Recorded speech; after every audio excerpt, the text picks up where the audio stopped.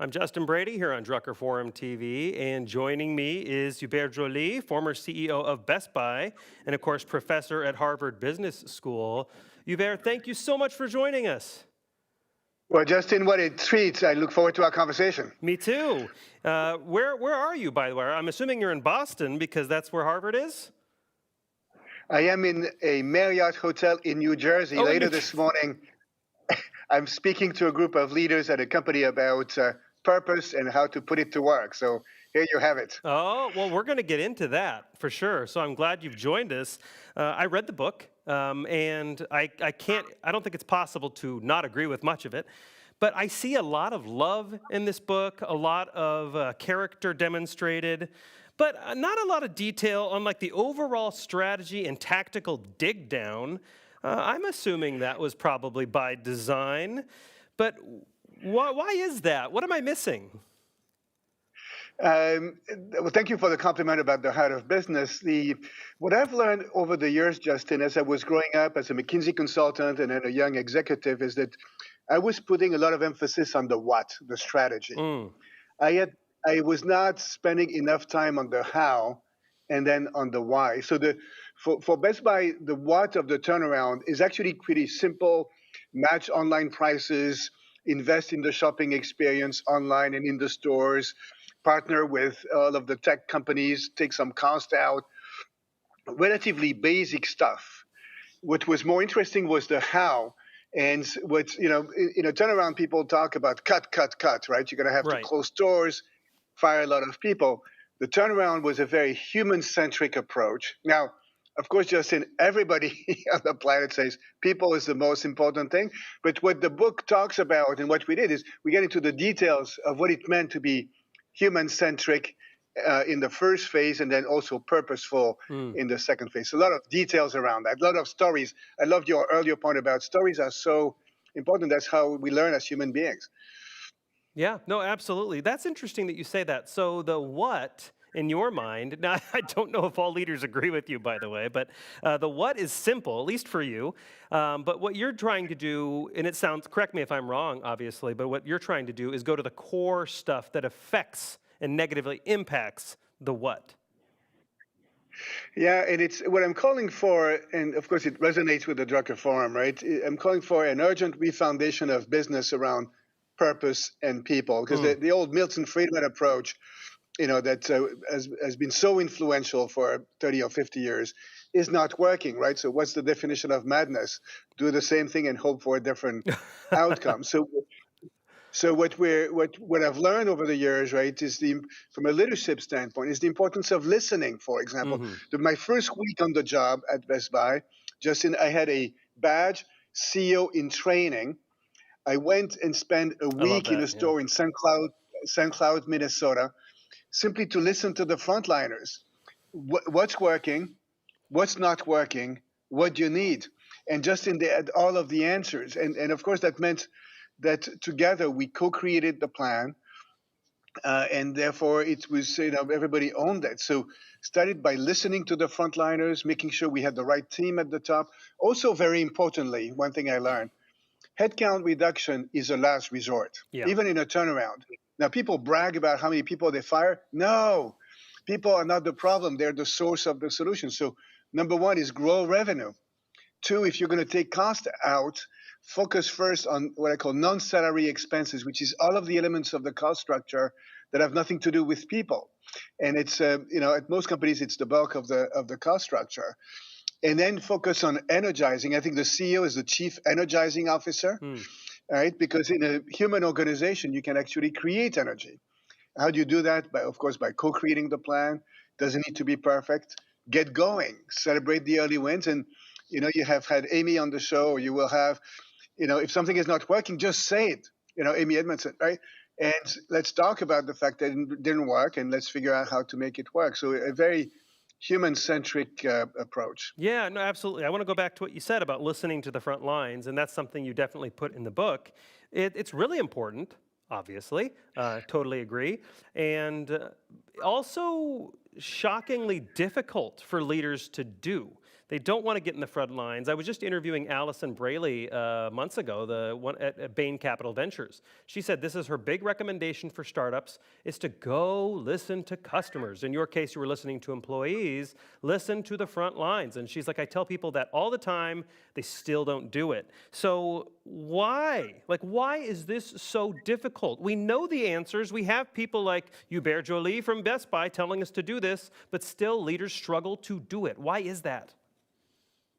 I think, and I'll talk from personal experience. I grew up believing that a great quality of leaders was to be smart. In fact, you were supposed to be the smartest person in the room. And, remember, I grew up as a McKinsey consultant, so of course I was smart. And so last century, we were expected to have all of the answers. A great quality of leaders today, other than humanity, is humility, being able to say, I don't know.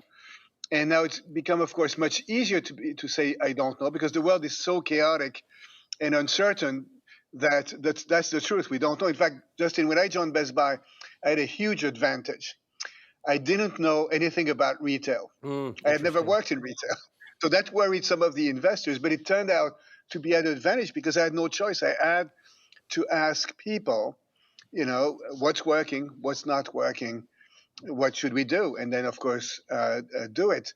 And so it's a huge shift in leadership from the know-it-alls to the learn-it-alls, from people who have all of the answers to the superheroes to there's 5 words that I think that will resonate here at the Drucker Forum that for me describe great leaders today. Of course, authenticity, empathy, humility, humanity. And these are words we were not using, in the past, and now they characterize leaders. So it's a shift for us leaders, and it's, of course, the hardest thing is to change ourselves. So I've been on that journey to learn to be a leader. I have this image of the leader who is a gardener. So rather than a know-it-all, the leader is a gardener. So there's some landscaping to be done, but then it's all about ensuring the soil is fertile and that the unique genius of everybody at the company can flourish and be brought to bear to reinvent a company or move performance forward. It's a very different mindset.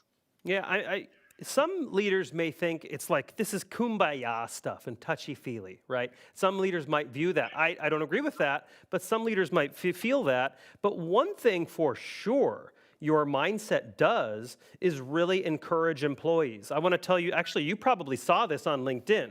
But in all my years of interviewing and teasing guests that I'm going to interview, I have not once, and this isn't a bad reflection on my guests, but I have not once seen someone comment so positively on your LinkedIn post. And so I think you shared the interview, and Melanie, or I think it was Malney S., she was a Best Buy employee, probably still is, responded to you on LinkedIn saying, "Sir, you are genuinely missed by so many. Your leadership style still lingers in the hearts, minds, and souls of all of us who are fortunate enough to have been blessed by you." That's incredible to see. That's absolutely incredible. And so I want to use that kind of as the segue to go back to the other thing you were talking about, which was purpose of a company. Again, you have a different definition of company purpose than most. What is that purpose? What is that? So I learned 30 years ago from a client. He told me that the purpose of a company is not to make money. It's an imperative. Of course, it's an imperative, but it's a result. And he said, there's other imperatives in business. In fact, the first one is the people imperative. You need to have qualified and motivated employees. You have the business imperative. You need to have happy customers. But you need to treat the people imperative, the business imperative, and then the financial imperative in that sequence. And by the way, very useful trick. When you do your monthly performance review meetings, start with people and organization, then go to business, finish with the financial results. If you flip it, you're going to spend your entire meeting on the financial results, and you won't understand the drivers. But then if these are imperatives, the question, what is the purpose of, why do we work, Justin? Almost at an individual level.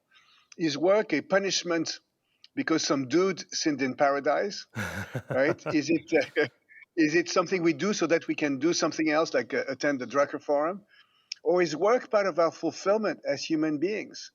And for me, a company is a human organization made of individuals working together in pursuit of a goal. And that goal is to contribute to the common good. And so the vision I have, and that many have today, is that you orient a business, whether it's a startup or an established company, around a noble purpose.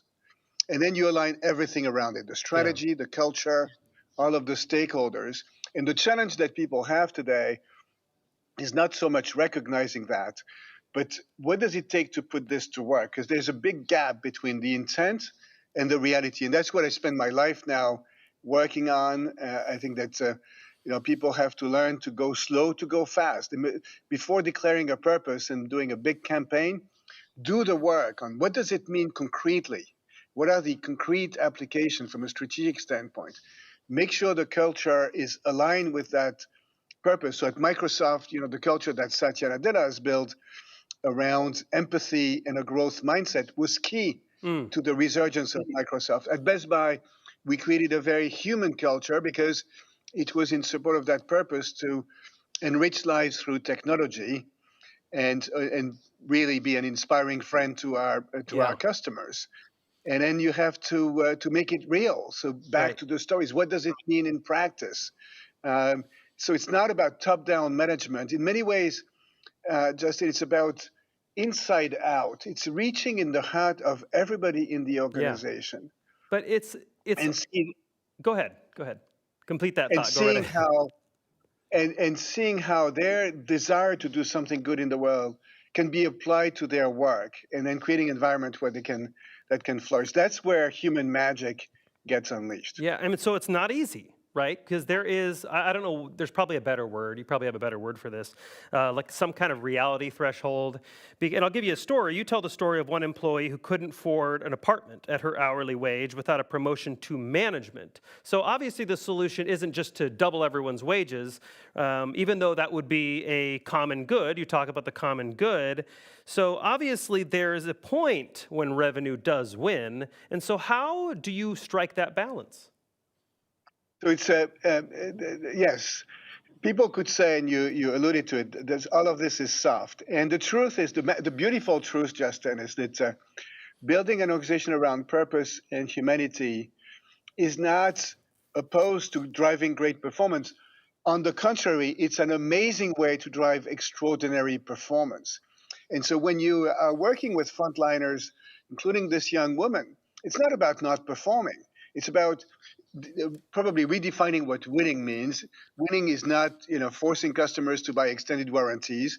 Winning is meeting the needs of the customers, which is what's going to drive revenue. Winning, you have to define winning for all of the stakeholders, right? The Mm. customers, the employees, the vendors, the community.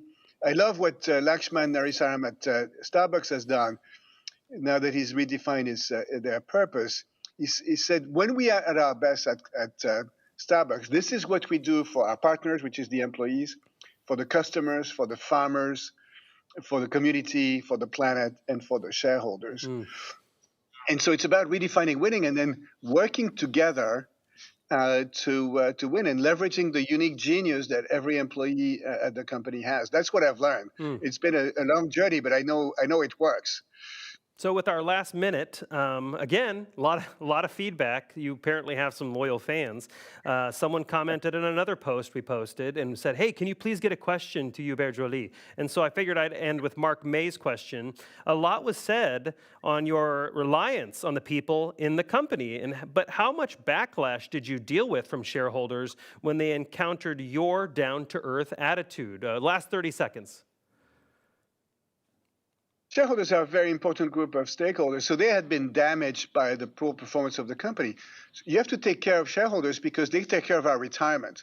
So initially when I joined, we didn't talk about abstract ideas. We said, this is how we're going to improve the performance of the business. And then later on, I explained to them how we had done it. You have to take care of the shareholders, and there's no trade-off between short-term and long-term. We had to improve performance in the short term so this is what I've learned. I'll end with this. Operational progress creates strategic degrees of freedom. So we first had to fix what was broken on the way to creating something much better. And the last thing I'll say, Justin, is that there's the theme of the conference is resilience, creative resilience. There's a lot of pressure for leaders today. But today, pressure is privilege. These are amazing moments where, as leaders, we can make a difference in the world.